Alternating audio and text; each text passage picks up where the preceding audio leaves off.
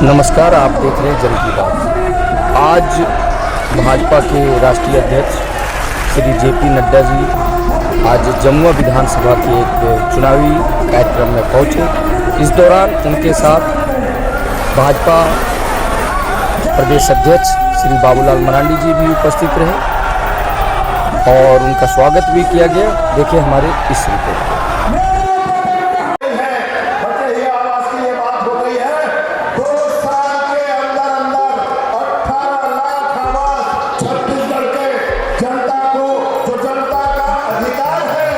किसी का एहसान नहीं है। ये जो आवाज है माननीय नरेंद्र मोदी जी ने दिया है, सबके आवाज का अधिकार, और ये आवाज छत्तीसगढ़ की जनता को 2 साल के अंदर अंदर मिल जाएगा। मेरे दोस्त, ये जो 2 विषय है जो छत्तीसगढ़ की सरकार मैं कहता हूँ, जब तक इस राज्य में कानून व्यवस्था ठीक नहीं होगा तब तक इस राज्य को प्रगति नहीं हो सकता।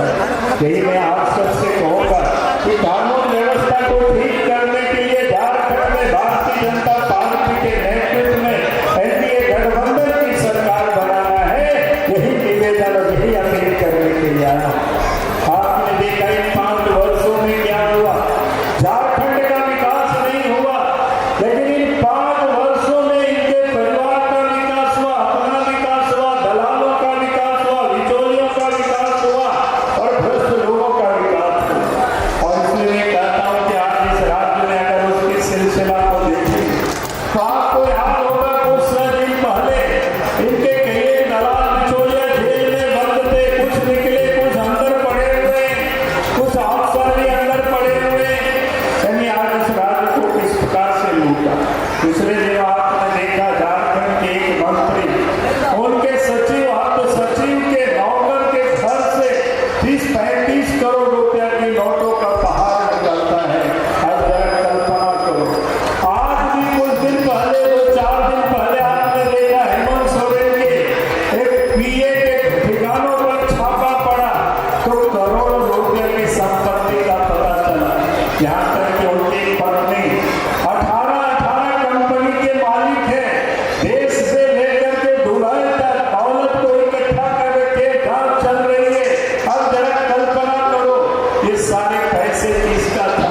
हमारा आवाम का पैसा था, गरीबों का पैसा था, झारखंडियों का पैसा था। ये पैसा किसका था? बालू के लूट के पैसा थे, कोयला के लूट के पैसा थे, पत्थर के लूट के पैसे थे, लोहा के लूट के पैसे थे, और ये पैसे जमीन के लूट के पैसे थे। और इसलिए मैं आज आप सब लोगों से यही कहने के लिए आया हूँ कि 5 वर्षों तक इन लोगों ने लूटा है। आज जरूरत है झारखंड को लुटेरों से बचाने की। आज जरूरत है झारखंड को दलालों से बचाने की। आज जरूरत है झारखंड को भ्रष्ट लोगों से बचाने की। यही मैं आज सबसे निवेदन करने के लिए आया। अगर ऐसे ही लोग सत्ता में बने रहे तो झारखंड को लूट के ये लोग खौफला करते। उनको यहाँ की कोई चिंता नहीं है। उन्होंने तो बड़े बड़े वादाएं किए थे। उन्होंने कहा था कि हमारी सरकार बनेगी तो आप बहनों से वादा किया था 2000 रुपया चूल्हा खर्च देंगे, किसी को नहीं। इन्होंने वादा किया था साल में गरीबों को 72,000 रुपया देंगे, किसी को नहीं दिया। इन्होंने लड़कियों को कहा था शादी होगी तो दे दिया, नहीं सोने की सुविधा देंगे, किसी को नहीं दिया। इन्होंने कहा था कि विधवा है, वृद्ध है, दिव्यांग है, 2,500 रुपया पेंशन देंगे, ये किसी को नहीं दिया। और नौजवानों से तो वादा किया था, अपने बाबू जी का कसम खाकर इन्होंने कहा था कि हमारी सरकार बना देना। सरकार बनेगी तो उन्होंने कहा था कि 5 लाख नौकरी देंगे। 5 लाख नौकरी तो नहीं दिया, बल्कि नौकरी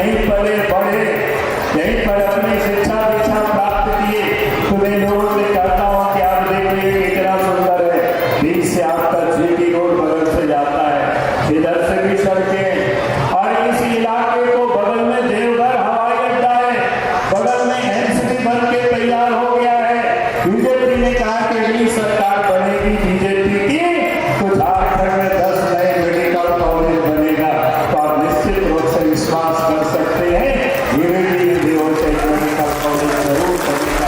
मैं आपको विश्वास दिलाता हूं, ताकि यहाँ के बच्चे अच्छे, यहाँ के लोगों को उसका लाभ भी मिल सके। यही मैं आज आप सब लोगों से यही निवेदन करने के लिए, यही अपील करने के लिए सिर्फ बैठा हुआ हूँ, ताकि इस प्रदेश का विकास हो। और प्रदेश का विकास ये लोग क्या कहते हैं, एंटी अलायंस वालों से नहीं हो सकता। प्रदेश का विकास